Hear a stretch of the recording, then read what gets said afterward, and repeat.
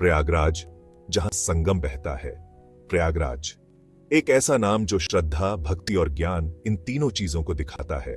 यह शहर गंगा, यमुना और पौराणिक सरस्वती नदी के संगम पर स्थित है और सदियों से जो लोग स्पिरिचुअलिटी में इंटरेस्टेड हैं और नॉलेज चाहते हैं, उनके लिए एक अट्रैक्शन रहा है।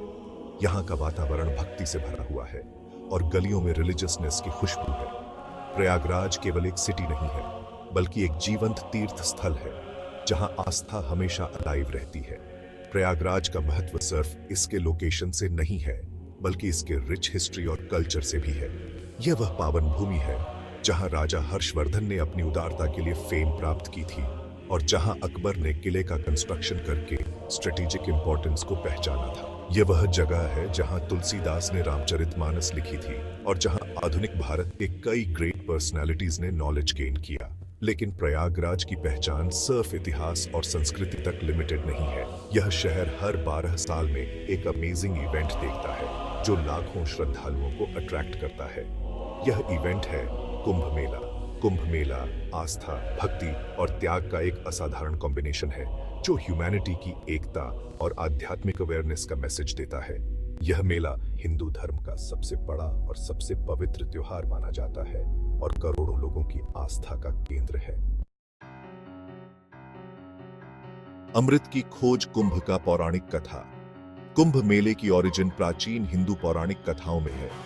कहा जाता है कि देवताओं और असुरों के बीच अमृत के लिए एक ह्यूज युद्ध हुआ था जिसे समुद्र मंथन कहते हैं। इस मंथन के दौरान अमृत से भरा एक कलश अपीयर हुआ जिसे पाने के लिए देवताओं और असुरों के बीच 12 दिनों तक युद्ध चला।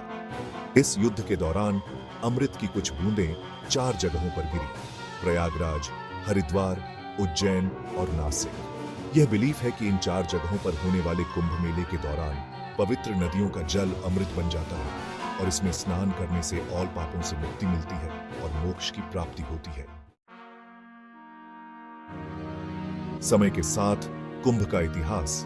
कुंभ मेले का इतिहास उतना ही एंशिएंट है जितना हिंदू धर्म खुद। ऐसा माना जाता है कि इस मेले का मेंशन रामायण और महाभारत जैसे प्राचीन ग्रंथों में मिलता है। ऐतिहासिक एविडेंस से पता चलता है कि कुंभ मेले का आयोजन 7वीं शताब्दी ईस्वी से होता आ रहा है, जब चीनी ट्रैवलर वेन त्सांग ने अपने लेखों में इस ग्रैंड आयोजन का मेंशन किया था। मुगल शासक अकबर ने भी अपने दरबार में कुंभ मेले का इंपॉर्टेंस एक्सेप्ट किया था और इसे सर्वधर्म सम्मेलन का दर्जा दिया था। समय के साथ कुंभ मेला डेवलप होता रहा है और आज यह दुनिया का सबसे बड़ा शांतिपूर्ण धार्मिक इवेंट बन गया है जो लाखों लोगों को एक साथ लाता है। आस्था का महाकुंभ, शाही स्नान और पवित्र डुबकी। कुंभ मेले का मेन अट्रैक्शन होता है शाही स्नान, जो मेले के दौरान कुछ स्पेशल तिथियों पर होता है। इस दिन विभिन्न अखाड़ों के नागा साधु अपने पारंपरिक परिधानों में सजे हुए जयकारों के साथ पवित्र नदियों में डुबकी लगाते हैं। ये व्यू अद्भुत और अनफॉरगेटेबल होता है जो आस्था की पावर और ह्यूमैनिटी की एकता का मैसेज देता है। शाही स्नान के अलावा कुंभ मेले के दौरान कई धार्मिक रिचुअल्स, लेक्चर्स, भजन कीर्तन और सांस्कृतिक प्रोग्राम्स ऑर्गेनाइज किए जाते हैं जो लोगों को आध्यात्मिकता के रंग में रंग देते हैं। आत्मा का संगम, कुंभ का सांस्कृतिक और धार्मिक महत्व। कुंभ मेला सिर्फ एक धार्मिक इवेंट नहीं है, बल्कि यह भारतीय संस्कृति और परंपराओं का भी एक लिविंग उत्सव है।